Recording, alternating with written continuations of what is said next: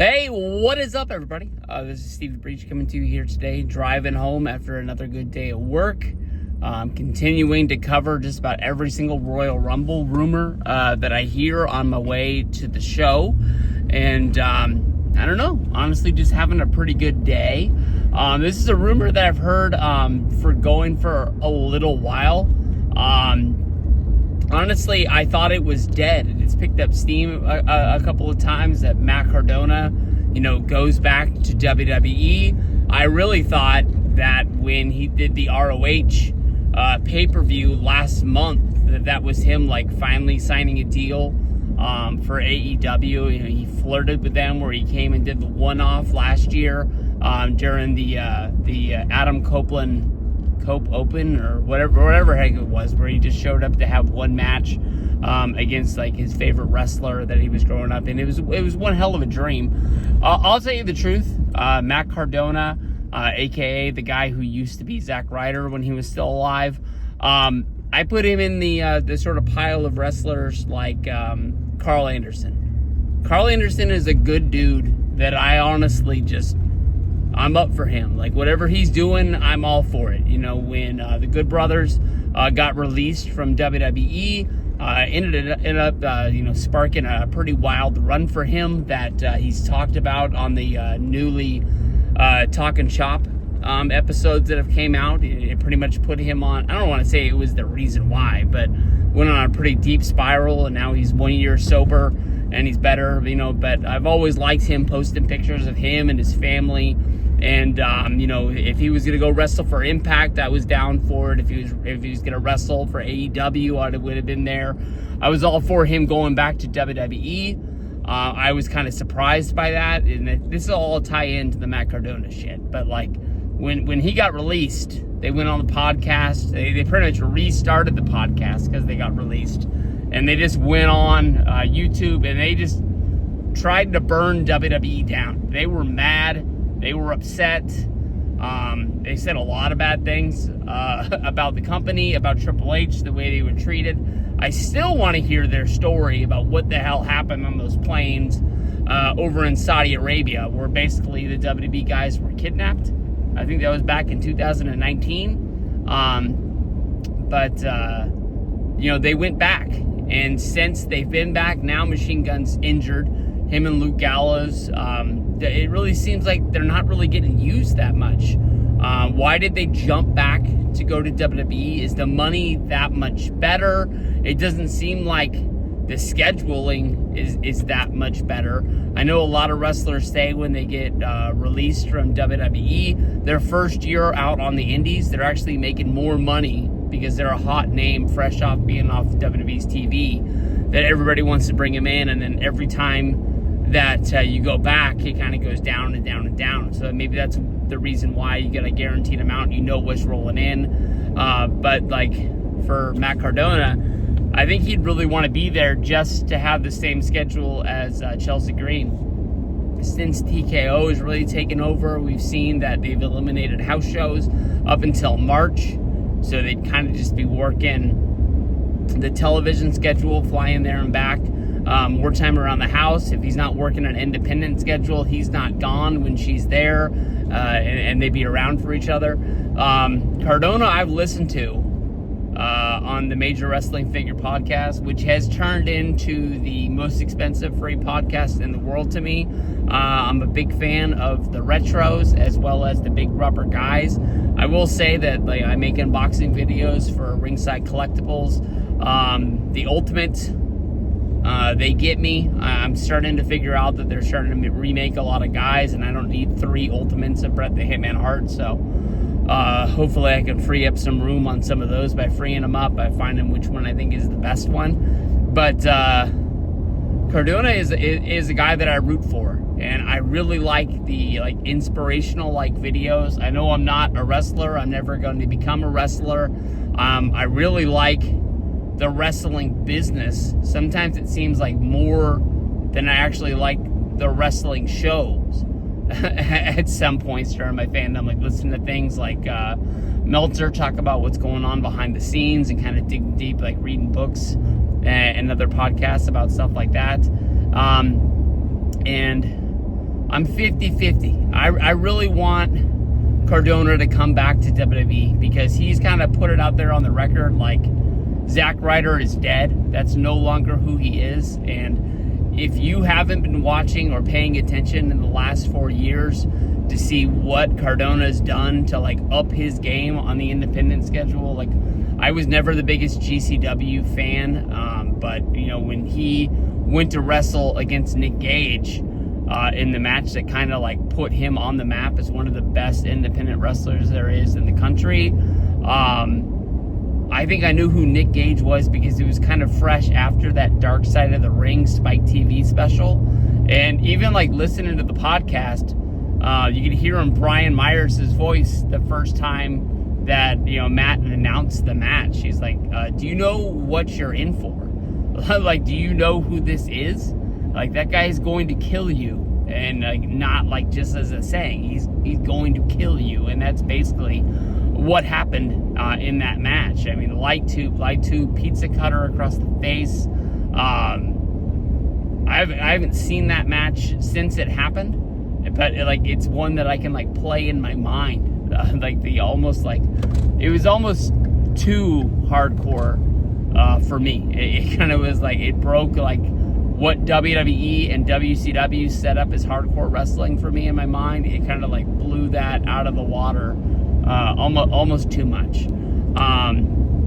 But I'm rooting for this. I really wanted to see him come in because it really seems like from his videos and from the things he says on his podcast is he wants to sign with WWE.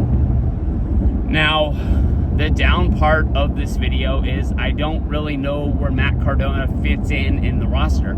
I don't really want to see him come into WWE and become like what Brian Myers was during his last Kurt Hawkins run, where I think he lost continuously for like 2 or 3 years every match that he was in. And I know that if you're really into wrestling and you care about wrestling more than just what you're watching on TV, wins and losses really don't matter as long as the guys are going out there and giving really good, entertaining matches.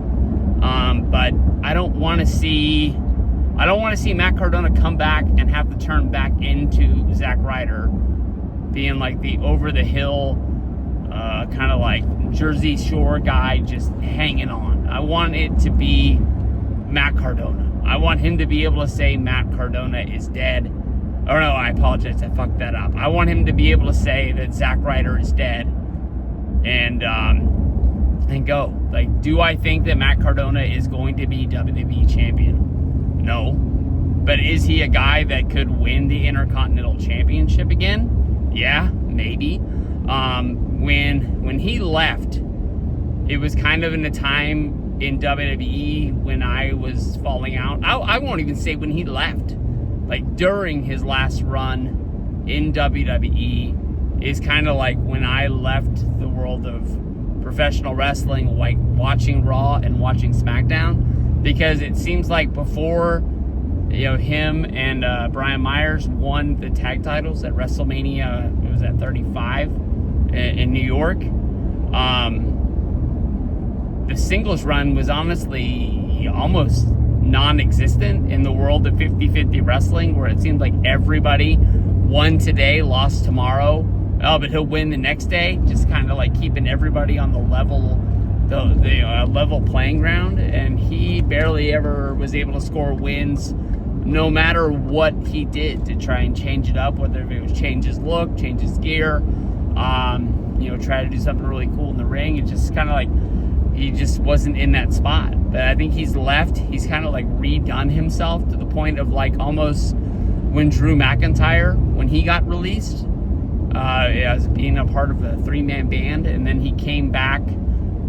Drew is not looked at as a guy that would be hanging out with Jinder Mahal and Heath Slater, playing air guitar in the back. I think those days are done. Those jokes aren't even able to be made. The only thing that is a constant is that he still calls himself Drew McIntyre. So I mean, could he come back and be remade to the point where he's a badass? That I've already said that Drew's one of my favorite characters in WWE right now. I love the fact that McIntyre gets to walk around and act like he's the only one not crazy, that everybody else is being a bad guy. He's the ultimate good guy, and nobody else is seeing all the bad shit that like Roman Reigns is doing. But I think it would be cool. The fact that, you know, within a good small amount of time, you know, that he'd be able to say he worked in AEW, he worked in ROH, he worked in WWE all at the same time. I think he is at a level of independent fame that still has WWE fame. They haven't made the joke in a while, but I think no doubt in my mind, before it is all said and done, Zack Ryder will be a WWE Hall of Famer. I think that if they wanted to, and the price was right, I think that he could be Zack Ryder for one night if it wasn't in the cards for him to actually get a real deal and come in. But I mean, I'm not looking for Matt Cardona to be wrestling on Main Event. I think he's better than that at this point in his career. It's hard to get airtime, especially now that Monday Night Raw, it looks like it's not going to be a 3-hour show each and every week. Last week ended at about 2.5 hours, and it just went dark. And when you really look at it, you know the guys like Punk, Rollins, McIntyre, Roman, Cody. When those guys are there, they're all the ones that are going to be, you know, getting the airtime. And then they've added all of these new women's singles titles, so they're going to be showing an emphasis on the women's division with them getting more matches at a time. And we don't want to just be counting down when was the last time that we saw him on Monday Night Raw or SmackDown. We don't want him just signed to the roster, hanging out and catering like it's 2010 all over again. I think that honestly Cardona deserves this. I think it would be awesome. I'm not really looking for him to come in at a level of like what AJ Styles was in 2016. No, that wasn't 2016, you idiot. I think it was 2016 now that I think about it. But, you know, it is kind of like that, because if you remember back to when AJ came in, there was all these questions like, would WWE sign somebody at AJ's age? Would they bring him in? You know, when he brings him in, is he going to have to go to NXT to learn the WWE style and this, that, and the other? Instead, AJ just went right to the main roster, debuted in the Royal Rumble. And then once he was able to debut, he just honestly just started tearing it up. He won the WWE Championship within his first year. And now here we are, you know, 9 years later in 2025. He's injured, coming in off of another injury. And the last time we saw him, the dude looked as big as we'd ever seen him in his career. He looked like he was really gearing up for what could have been his last run or something like that. I got no doubt in my mind that he's the man. I think that if they give Cardona a chance, I think he knows what's going on. The only thing is that I've got from the podcast, he's told a few stories somewhere along the way in different shows. I'm pretty sure that he doesn't think that Triple H likes him. And maybe this is a new era. I'm sure at one point CM Punk didn't think that that Triple H liked him, and I don't think he liked Triple H either. But I think that if he's able to prove that he is honestly there for the right reasons, he's going to do everything that he's asked. I think the Triple H in this new Triple H Netflix, whatever you want to call it, WWE era, you know, I think it's going to be like if we've got something for you and you're the guy that can go out there and deliver what's going on, he's going to give you the ball. If you think about it, like when Triple H first got to this like point of power, he was the guy who was able to go out and do these like, you know, impossible things. Getting Ultimate Warrior to come back to WWE, getting Bruno Sammartino to come back to WWE. All of these things people have thought of like impossible things for them to sit down with Vince McMahon and like shake hands and like do business yet once again. Triple H was able to do it. So I think that he honestly is able to find a spot of like his feelings, business feelings, and just go. So when I'm watching the Rumble, I honestly hope I'm going to get a good feeling in my heart when Cardona's music comes on, I'm hoping it's not going to be the Zack Ryder theme, and we're actually going to see Matt Cardona in WWE. If they give him the ball, I think he'll do whatever they ask him to do, and he'll deliver by far.